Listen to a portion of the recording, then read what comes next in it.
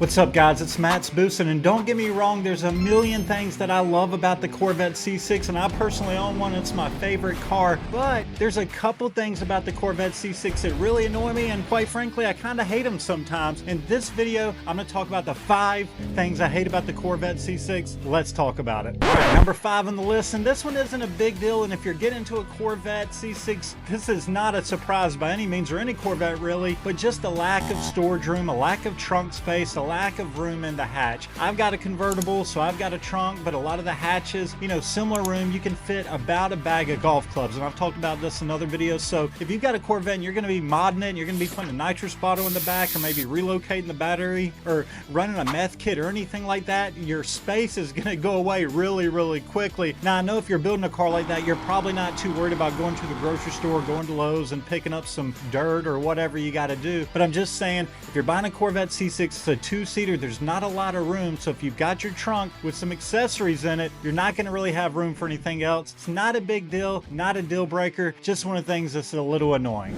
All right, number 4 on the list is that it sits kind of low. And once again, no surprise if you're buying a Corvette C6, you can see all of this. It sits low, and getting in and out of it, you look kind of silly sometimes because you got to kind of climb. It's not a big deal. I mean, you're getting out of a Corvette, so it's not like you can look that silly, but you know what I'm saying? It sits low, and you've also got to watch out, because you've got to watch out. Say you're pulling into McDonald's at 1 o'clock in the morning and you've just went to a car meet or a concert or whatever you do on the weekends. The Corvette sits low, it's probably gonna scrape. Now fortunately you can adjust the ride height somewhat, but it's still pretty low, and if you're going over speed bumps you might drag your exhaust a little bit. We've all done it, so you've got to be careful. The Corvette does sit a little low. All right, number 3 on the list. Once again, none of these are complete deal breakers by any means, but just small annoyances. So number 3, the Corvette C6, it likes to run a little warm, and that's LS engines in general, but the Corvette C6, it runs warm because of its cooling design. When I had my Corvette and it was the middle of summer here in Atlanta, it was running like up to 230 after a couple big pools, and I'm like, what the heck is going on? And then I had some buddies from Arizona around the country say, hey, my car,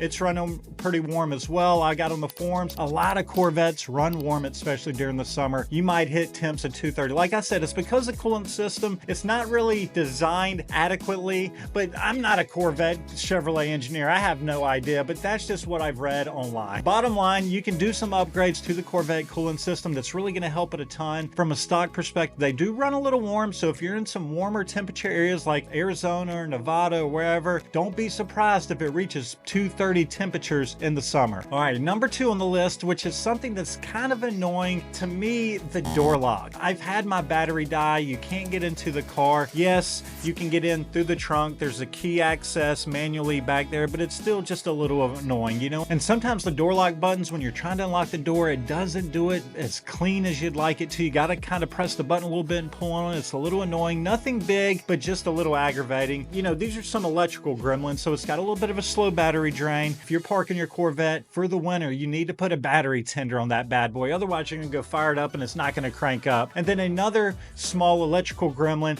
is going to be key fob problems. I've had key fob problems with mine at times. I've replaced the batteries. Still, it can be a little intermittent on the issues. One thing I found that helps with my key fob issues, if it's not unlocking, is actually holding the key fob backwards. You would typically hold it facing, how you would normally hold it, hold the fob backwards, and it actually picks up better. I don't remember why I read that somewhere, and it seems to work for me. So just a couple little electrical gremlins with the Corvette C6 are kind of annoying. That's going to be number 2 on the list. All right, now number 1, what I hate most about the Corvette C6, and not really hate, hate is a strong word, but strongly despise or a flaw, or I'd change it if I could, and that's the interior. And the part that honestly annoys me the most about the interior is the cup holder. If you've got a stick shift like me, the cup holder, you hardly have any room. So if you're going into like McDonald's or Wendy's or whatever you're doing, a lot of fast food in here, if you're putting a large Coca-Cola in that cup holder and you're trying to rip gears, trying to outrun your buddy's Mustang, it's going to be difficult because there's hardly any room. The cup holder is just a really bad placement. And then a couple other things on the interior, like the infotainment center. From a stock perspective, it really needs to be upgraded, and there's a few different units you can get out there that will really upgrade that infotainment center and make it look so much better. And then another issue, if you don't have the ZR1, if we're talking base model Corvette C6, the interior has a little bit of plastic, it's a little bit outdated. And then the steering wheel from 2005 to 2008 had the Chevy Cobalt looking steering wheel, and the best upgrade you can do to fix that's a carbon fiber steering modern one. I've talked about that in other videos too. So like I said, the Corvette C6, there's a million reasons to love it. I love my Corvette C6, but there are a few